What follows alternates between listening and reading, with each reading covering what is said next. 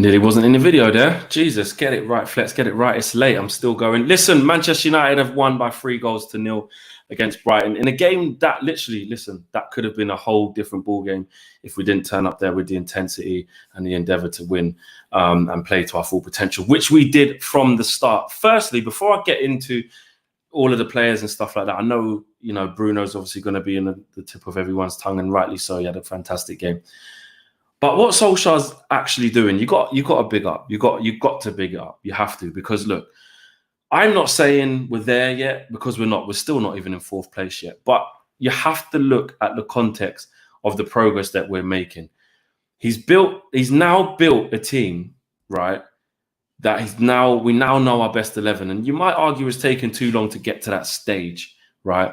But he has. So big up to Solskjær for that. And also recognizing it, do you know what I'm saying? And getting them to play. What I'm seeing is, and I'm not even talking about individuals yet, just as a team, I'm just enjoying watching us again. Do you know what I mean? In this 13 games unbeaten run, I think it's been, yes, not enough wins in there. Otherwise we would have been fourth. I get that. But the progress is slowly but surely coming. And what I'm so impressed with is just the way we move the ball now. And it is because we've got better players in there. I think Pogba and Fernandes have been absolutely brilliant together. Matic has just brought the calming influence in there in terms of controlling the game, making the right decisions. He's been spot on. Mason Greenwood coming into the team's been fantastic. And let's start with him. Bruno Fernandes is going to get all the plaudits and got given man of the match. And you kind of can't argue with that because of the numbers he's putting up and the influence he had on the game. But I was kind of thinking Mason Greenwood for man of the match. I thought he was superb. The finish that he has, he received the ball for Wan-Bissaka on a half turn, drives at the Brighton defence, and you just know when he gets into that area, shimmy, shimmy, shimmy. It's either going far post, near post. The keepers don't know.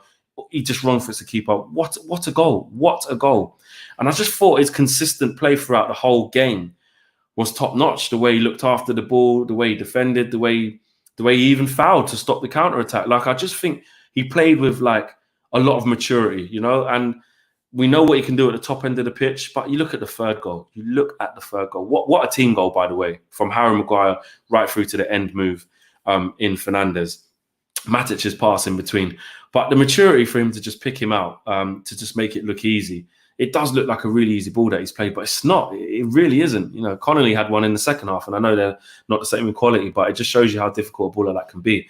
So the vision to pick out Bruno, I thought he was absolutely fantastic. I want to talk about Paul Pogba, right?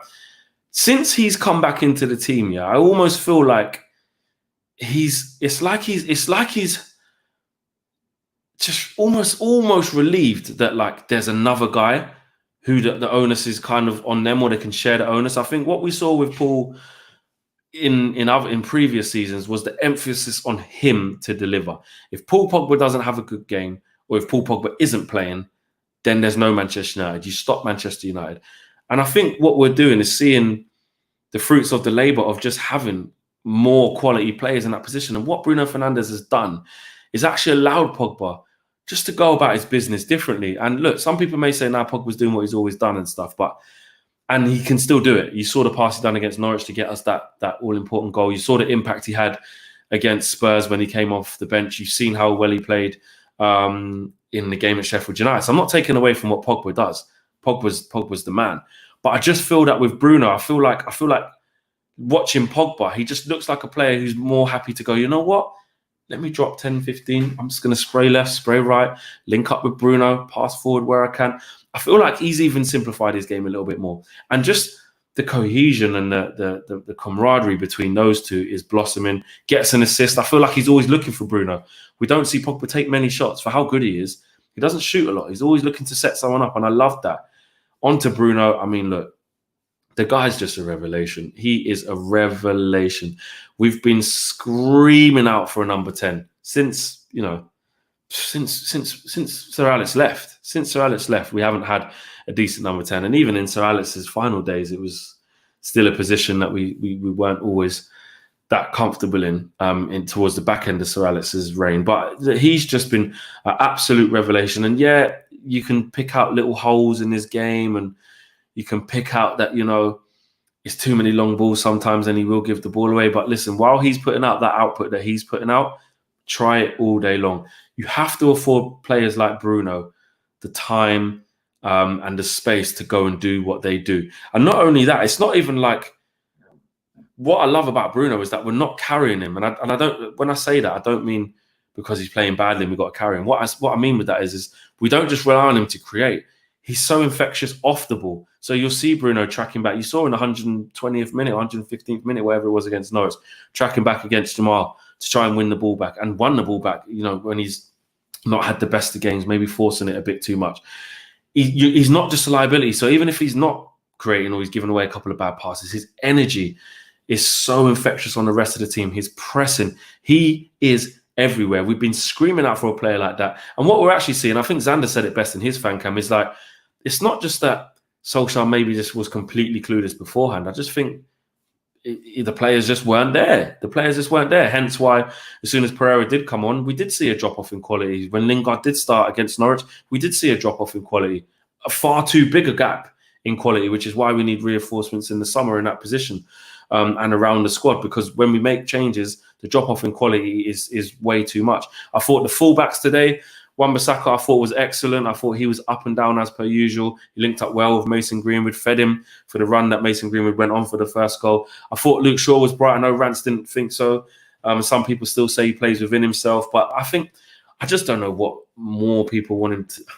No, actually, I do get what more people want him to do. I think they want him to do what he done today more consistently. I think what it is with Luke Shaw is he's always steady. He's always consistent in his defending. And I think he's always consistent in his performance. But I think when you look at his attributes, I think he has the potential and he has the attributes. He's got the pace, he's got the strength, he's got a good touch. Excuse me.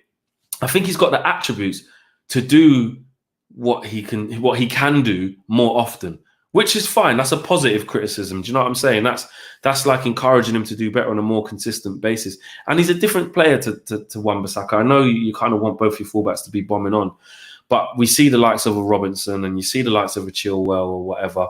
You see the likes of a Pereira at Leicester, even though he's a right back.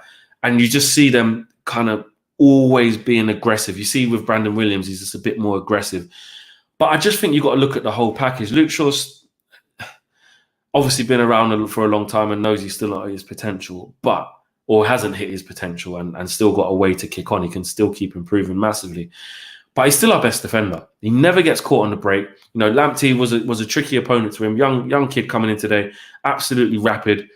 Who was getting back there to nick it off him? Luke Shaw with great pace. You know, never gets done. Very rarely out of position. Great recovery. I remember a recovery done against Norwich in the last game when Pookie looked like he was not clean through, but you know, on a different day could have been. Luke Shaw, great recovery. So I just feel like I don't want to say we're expecting too much because we are Man United and we should be asking for the best, but I just feel like he had a good game. It's as simple as that. He had a good game. Matic, listen, actually, no, do you know what? I was going to say I feel sorry for doubting him, but I don't feel sorry for doubting him because I could only go off the evidence of what we've seen. And what we've seen before January, before Matic come back into the side, was not great. You know, he was dropped early on in the season for Fred, I think it was. McTominay came in as well. And they just hit the ground running and they edged Matic out. And Matic just didn't look like the player he is now. What I do rate is how he's just believed in himself, come back even stronger, and took that mantle back, took that spot back and said, I'm the defensive midfielder of this team. I'm the one with the most experience in that position. I'm going to have that position. And I think he gives the perfect balance to Fernandes and Pogba. I really do. That pass he put out for Greenwood on to the wing was a fantastic pass. And it was just a brilliant move. Martial and Rashford. Martial was quiet today. But then again, I think he kind of had to sacrifice a bit of his game playing against the three big centre-halves, Burn, Duffy, and Dunk. It can be difficult, and I thought he had to kind of move away from them so wasn't smothered. Wasn't his usual bright self, but listen, that's sometimes how it's got to go. And Rashford, look, he's still not at the races. He's still rusty. But like I said to Sophie in her fan cam, I'll be more concerned if Rashford. I just didn't remember him playing. Like, when did he touch the ball last? We're not in that situation with Rashford. He's been off a hell of a long time. He scored a lot of goals this season. Yeah, a lot of penalties, but he scored a lot of goals this season. It's his best scoring run that he's had. And we can't forget that. We can't forget his form before, and it's going to take him a while to get back. And I just think keep playing him. Some people are saying keep the same energy. Well, you keep saying keep playing Jesse Lingard, keep playing Dan James. Listen, those guys ain't got 14 goals in the Premier League, 19 goals in all competitions. Stop comparing Jesse Lingard to Marcus Rashford. Jesse Lingard's been poor for 2 years and got goal and assist output 0. Yeah, someone said that to me on Twitter. Pissed me off. It's so dumb. Yeah. In terms of keeping the same energy, what we do know of Rashford is that he needs the confidence and that he will produce, and he has produced this season. Don't bring Jesse Lingard into the conversation. Prat. Don't know why that annoyed me so much, but it did. My man of the match, it's got to be Bruno, but I was trying to give it to Mason Greenwood. I was trying to think, maybe Mason Greenwood could have that. You know, I don't know.